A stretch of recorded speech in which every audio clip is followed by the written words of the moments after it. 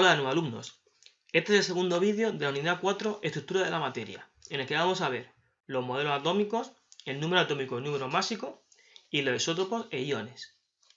Vamos a empezar con los modelos atómicos. Bien, un modelo atómico es una explicación de cómo son los átomos, ¿vale? Y se basan en los descubrimientos y los experimentos que se tenían en cada momento. Así, los modelos atómicos han ido evolucionando a lo largo de la historia conforme se iban haciendo nuevos descubrimientos.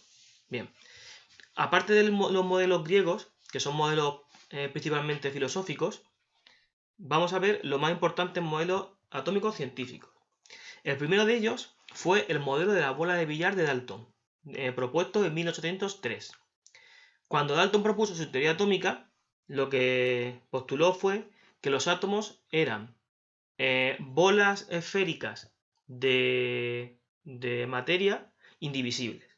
De tal manera que cada tipo de átomo estaba representado por unas esferas de distintos tamaños. ¿Pero qué ocurrió?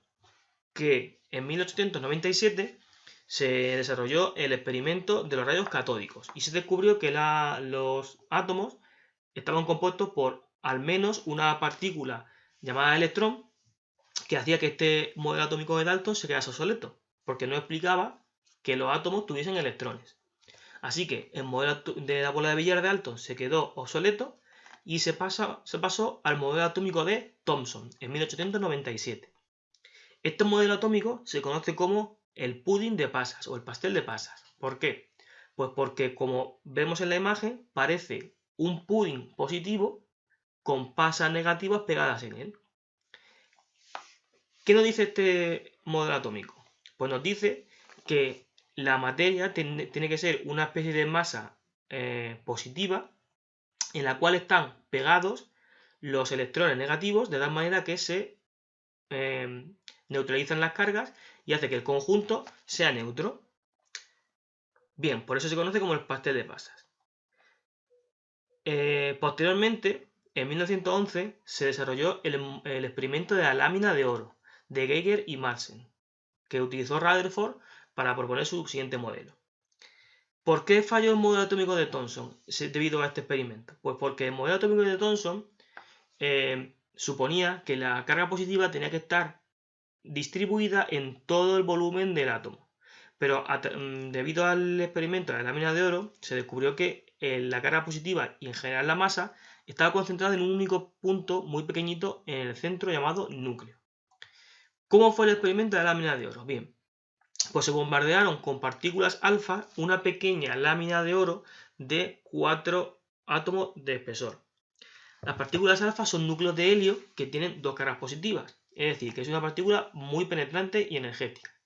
Entonces, cuando se dispararon estas partículas alfa a la lámina de oro, para comprobar el modelo de Thomson, como la carga positiva estaba distribuida en todo el volumen, estas partículas alfas se supone que deberían atravesarla sin problema, puesto que como su carga positiva está muy concentrada, debería atravesar sin problema esta zona que tiene la carga positiva muy dispersa. Entonces no encontraría demasiada oposición. Pero ¿cuál fue su sorpresa? Cuando algunas de estas partículas rebotaban contra la lámina de oro y se eran despedidas hacia atrás. Esto lo describieron como si disparásemos con un cañón a una hoja de papel y la bala nos rebotase. Entonces, eso quería decir que la carga positiva y la masa tendría que estar concentrada en un único punto muy denso de masa y carga positiva. Así que el modelo atómico de Thomson tuvo que ser desechado y quedó obsoleto porque no contemplaba que la carga positiva estuviese concentrada en el núcleo. ¿Vale? Entonces, cuando el modelo de Thomson quedó obsoleto, se propuso el modelo atómico de Rutherford en 1911. Rutherford, este modelo se conoce como también el modelo planetario del átomo porque da la sensación de que es un sol o una estrella en la que están los electrones o lo que sean los planetas orbitando alrededor de ellas. Bien, pues este modelo atómico se explica teniendo en cuenta que los protones y neutrones están concentrados en el núcleo del átomo, una energía muy pequeñita, mientras que los electrones están dando vueltas, ¿vale? ¿Qué pasa? Que este modelo tenía un problema, y es que, según este modelo, los electrones, al emitir energía, tendrían que hacer órbitas cada vez más pequeñas hasta que colapsasen con el núcleo, haciendo que implosionase. Como esto no ocurre, porque seguimos teniendo materia en el universo, pues el modelo de Rutherford tuvo que ser también desechado. Y en 1913, Bohr propuso su modelo atómico, que es el modelo atómico de Bohr, que está basado en niveles de energía. ¿De acuerdo? El modelo atómico de Bohr es muy similar al modelo atómico de Rutherford en el sentido de que seguimos manteniendo un núcleo donde se concentra toda la masa y la carga positiva, aparte de tener los neutrones, pero ahora los electrones no están dando vueltas cada uno a su aire, sino que solo pueden estar en determinadas órbitas o en determinados niveles de energía. Es decir, los electrones solo pueden estar dando vueltas o en este nivel de energía, o en este nivel de energía, o en otro superior, pero nunca puede estar entre medias, ¿vale? Esto es porque, debido a los descubrimientos de mecánica cuántica, se descubrió que los niveles que la energía estaba cuantizada, es decir, que estaba contada. No puede haber niveles de energía intermedios, solo puede haber o unos u otros. Entonces, los electrones solo pueden girar en distintos niveles de energía, o en este primero, o en este segundo y demás, ¿de acuerdo? Bien, este modelo atómico de Bohr explicaba a la perfección el hidrógeno, que es el elemento más pequeñito, que solo tiene un electrón. Pero cuando se intentaba aplicar a elementos más grandes, fallaba. Había parte de los espectros electromagnéticos que no lo explicaba. Entonces, para solventar eso, en 1925, un grupo de científicos, utilizando un montón de leyes cuánticas, propusieron el modelo de la nube de electrones o el modelo mecanocuántico. Este último modelo no tenéis que aprenderlo bien, simplemente tenéis que saber que existe, que el modelo atómico de Bohr ya está obsoleto, sino que se utiliza es este, pero os voy a explicar un poquito por si tenéis interés. El modelo mecanocuántico o el de la nube de electrones lo que dice es que los electrones están deslocalizados en zonas que ya se llaman orbitales. Siendo un orbital, pues una zona en la que hay una alta probabilidad de encontrar un electrón, ¿vale? No sabemos exactamente dónde está el electrón, pero sabemos que tenemos mucha posibilidad de encontrarlo en estos orbitales, ¿de acuerdo? Bien, pues este es el modelo actual que tenemos y el que mejor explica el comportamiento de los átomos. Lo que pasa es que nosotros, a nuestro nivel, vamos a utilizar el modelo atómico de Bohr a la hora de imaginar los átomos, ¿vale? Para nosotros los átomos son de esta manera, ¿de acuerdo? Bien. Una vez hecho un pequeño repaso histórico a los modelos atómicos, vamos ahora a explicar el número atómico y el número másico. Vale. Vamos a leer lo que pone aquí. Nos dice, cada tipo de átomo representa un elemento químico. Esto quiere decir que tiene que haber una parte del átomo que sea la responsable de distinguirme entre un elemento y otro. Vamos a ver si podemos descubrir qué pasa. A ver, el elemento cobre tiene 29 protones. Y es cobre, un cable, o sea, un elemento lo que se hace en cable, que tiene un color rojizo y demás. El níquel tiene 28 protones. Y el zinc tiene 30. El níquel y el zinc no tienen el mismo color que el cobre, no tienen las mismas propiedades, se parecen pero no son iguales. Entonces, vemos que tienen diferentes propiedades. ¿Qué conclusión podemos sacar de esto? Pues que efectivamente el número de protones dentro del núcleo me caracteriza el átomo y hace que pueda diferenciar uno de otro. Es decir, que el responsable de que el cobre sea cobre es que tiene 29 protones. Y de que el níquel sea níquel es que en vez de 29 tiene 28. Y el del zinc es que en vez de 28, 29 tiene 30. Otro ejemplo. El carbono tiene 6 protones. Y en la naturaleza nos podemos encontrar como carbón, como diamante o como grafito, que es la mina con la que está hecho vuestros lápices. Sin embargo, el nitrógeno, que tiene un protón más, forma parte del aire que respiramos, es un gas.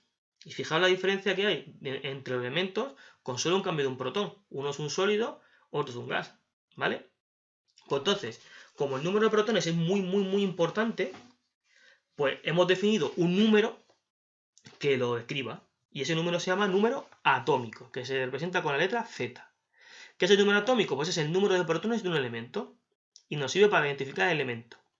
O sea que el número atómico, Z, son los protones. ¿Cómo se escribe? Pues se escribe como un número situado como subíndice a la izquierda del elemento. O sea que, como el oxígeno tiene 8 protones, lo definiría así. Como el oxígeno y un 8 a la izquierda como subíndice. Como el cloro tiene 17 protones, sería de esta manera, y como hierro tiene 26 protones, de esta manera. Bien, otra cosa muy importante, cuando un átomo es eléctricamente neutro, es decir, cuando no le faltan ni le sobran electrones, el número de electrones es el mismo que el de protones, porque la cara positiva y la negativa están balanceadas, están ajustadas unas con otras, y como no me sobran, no hay comportamiento eléctrico. Entonces, si yo sé que el átomo no tiene carga, los protones y los electrones son iguales. Bien, vale. Vamos a pasar ahora al siguiente número. Como los electrones tienen muy poquita masa, vimos en el anterior vídeo que era prácticamente despreciable, la masa del átomo se puede considerar exclusivamente la masa de los protones y los neutrones, que están en el núcleo. Y esto nos permite definir un nuevo número, que se llama el número másico, mass number, que se representa con la letra A. ¿Qué es el número másico? Pues es la suma de los protones y los neutrones de un núcleo. Y lo que me indica básicamente es la masa que tiene ese átomo. O sea que el número másico son la suma de protones y neutrones. ¿Vale? ¿Cómo se representa el número másico? Pues se representa como un número situado como superíndice a la izquierda del elemento. Por ejemplo, oxígeno 16 quiere decir que tiene 16 protones y neutrones. Cloro 35, 35 protones y neutrones. Hierro 56, 56 protones y neutrones. ¿Vale? Así quedaría el ejemplo de un elemento con su número atómico y másico escrito. El elemento en cuestión es el helio, He, que tiene un número atómico de 2, lo que quiere decir que tiene 2 protones, y un número másico de 4, lo que quiere decir que entre protones y neutrones suman 4. O sea que tiene 2 protones y 2 más 2 protones y neutrones. O sea, 2 protones y 2 neutrones. ¿De acuerdo? Bien, de todas maneras, vamos a hacer luego una pequeña actividad para repasar estos conceptos. Pero lo que tiene que quedar claro es que el número atómico me dice los protones que tiene.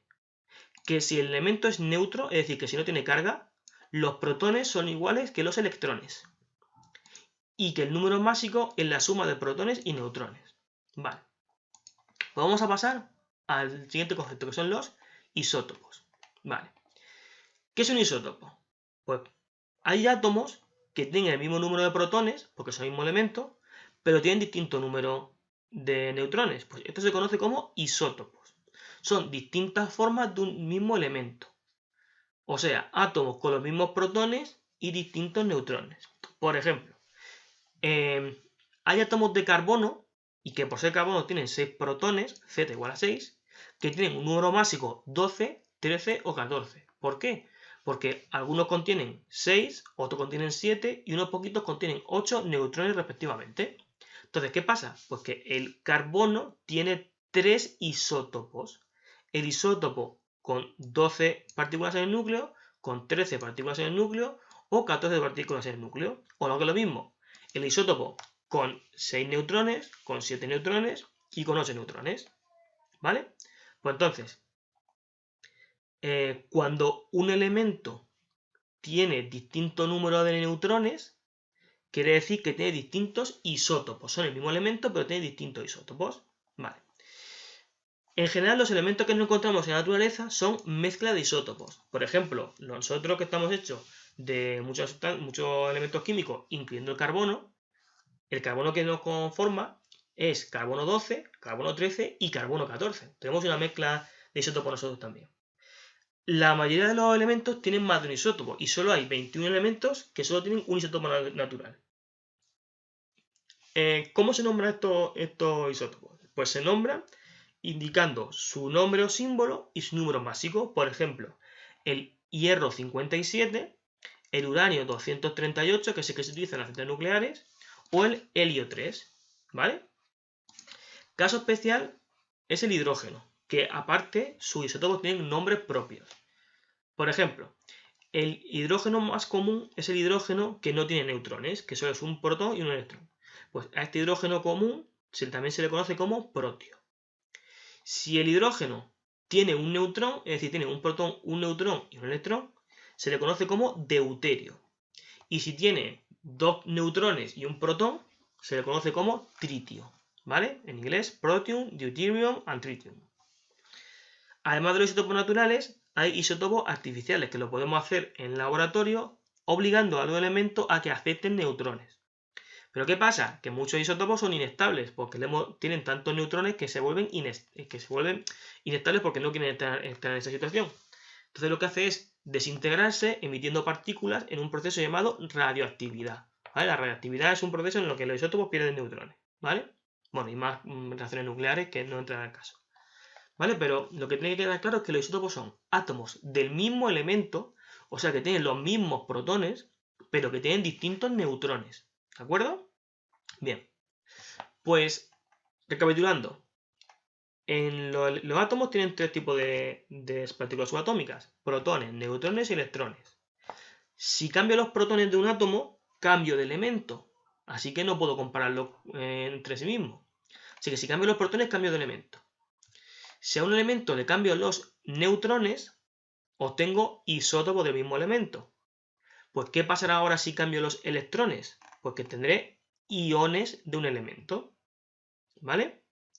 ¿Qué es un ion? En inglés, ion. Es un átomo que ha ganado o perdido uno o más electrones, haciendo que tenga una carga positiva o negativa en general. ¿Vale? Es decir, si el átomo es neutro, quiere decir que tiene los mismos protones que electrones. Los mismos. ¿Vale? Si pierde electrones, tendrá al final más protones que electrones. Luego la carga general se quedará positiva. Y al revés, si era un átomo neutro que tiene los mismos protones que electrones gana electrones, al final, si hago la comparación, veo que me sobra carga negativa. Luego el átomo se ha vuelto negativo. ¿Vale? Pues esto tiene nombre. Así, un catión, en inglés cation, es un ion cuyo número de electrones es más pequeño que el de protones. Es decir, ha perdido electrones y se ha quedado cargado positivamente.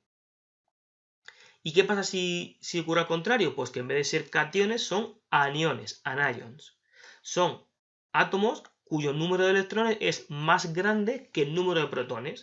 Entonces, como tengo más electrones negativos que protones positivos, la carga general del átomo es negativa. Vamos a verlo con un ejemplo. Cuando el flúor, que tiene 9 protones, gana un electrón, sigue siendo flúor, porque tiene 9 protones. Eso no ha cambiado, sigue siendo flúor, porque tiene 9 protones. Pero ahora tiene 10 electrones, haciendo que tenga una carga neta de -1, o sea, carga neta negativa. Decimos entonces que es un ion flúor o fluoruro, y se representa como una F con un signo de menos, ¿vale? Indicando que tiene una carga negativa. Otro ejemplo, si el sodio, que tiene un número atómico de 11, o sea, 11 protones, pierde un electrón, se convierte en un ion de sodio, y su carga es +1, es decir, se convierte en un catión, porque tiene carga positiva. Y se representa como el sodio con un más arriba. ¿Por qué más? Porque si comparo los 10 protones los 11 protones con los 10 electrones que tendría porque he perdido uno, resulta que parece que me sobra un protón. Pues entonces tiene carga positiva de 1, ¿vale? Aquí tiene ese proceso de cómo se forman los cationes y los aniones. Vale. Vamos a hacer una pequeña actividad para comprobar esto. Bien, aquí tenemos una tabla con 4 elementos, 4 átomos de elementos y el número atómico, el número másico, protones, neutrones y electrones, ¿vale? Pues vamos a rellenar esta tabla sabiendo los conceptos que acabamos de estudiar. Bien, voy a poner esto en gris.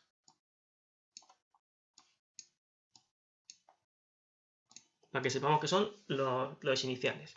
Bien, vamos con el átomo de silicio. Vale, lo primero que veo es que el silicio aquí no tiene ningún superíndice, no tiene carga, o sea, sé que es un átomo neutro. Como el átomo es neutro, automáticamente sé que los protones y los electrones son iguales. Pues ya sé que si tengo 14 protones, los electrones también tienen que ser 14, porque el átomo es neutro. ¿Y cómo sé que es neutro? Repito, porque veo que no tiene ningún superíndice, como por ejemplo si tiene el bromo o si tiene el aluminio, que en este caso no serán iguales. Pero como no tiene ningún superíndice, repito, los protones y los electrones son iguales. Vale, ahora, con estos tres números voy a ver si puedo averiguar estos dos. ¿Qué era la Z? La Z es el número atómico. ¿Y el número atómico qué me describe? Me describe directamente los protones. Como sé que el silicio tiene 14 protones, que me lo dan al principio, pues el número atómico es 14. ¿Vale? ¿Y qué era la A? Pues la A es el número másico, que era la suma de protones y neutrones. Pues sumando protones y neutrones, obtendría el número másico, en este caso 28. ¿Vale? Así sería el primero. Vamos con el segundo. El ion bromuro. ¿Vale? Con un signo negativo aquí. Veo que me dan el número másico de 80 y el número de electrones, 36. ¿Qué puedo hacer con esto? Bueno, yo sé que el número másico es la suma de protones y neutrones, pero no los conozco, entonces de momento no me sirve.